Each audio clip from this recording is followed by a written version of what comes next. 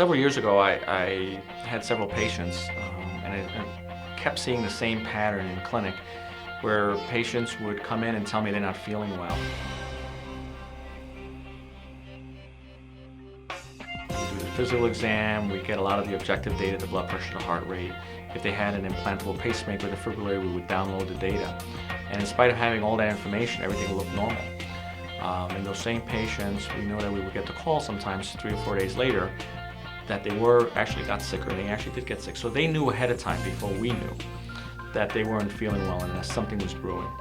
And in spite of having all these devices available and all these diagnostic tests, we were trying to get a better idea of, how else can we get information early, get physiologic information, what the body itself communicates between different organ systems, between cells.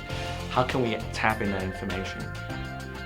So the challenge was, how do we actually grab biology's actual living cells and use them to sense and detect things ahead of time? So that was the biggest challenge. We have all this equipment, we have all this technology. We're still not able to get all the information that we need ahead of time before the patients get sick. So we started exploring different ways of incorporating living cells into a device that the cells themselves are already designed to function within the body. We have cells that communicate using the bloodstream, that communicate using nerve cells.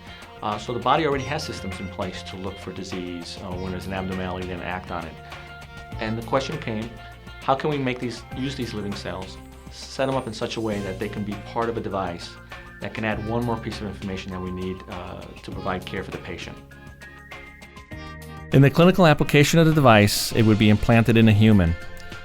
If we were to take a closer look at the device inside the host, we'd see that the biosensors contain in a vessel that is covered by a porous but very fine mesh.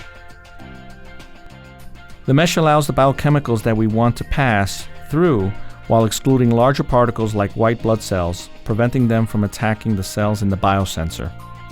The biochemical signals that make it into the sensor come in contact with the engineered cells, causing the cells to prepare a response. When the cytocom device is activated with an external signal, a light pulse is emitted by the device, and because the biochemical is present, the cells fluoresce. The light created by the cell fluorescence is detected by the photonic subsystem in the biosensor, and the onboard electronics then transmit the results wirelessly to the sensing system outside of the host. The resulting information or research data can then be fed to computer-based applications for additional processing.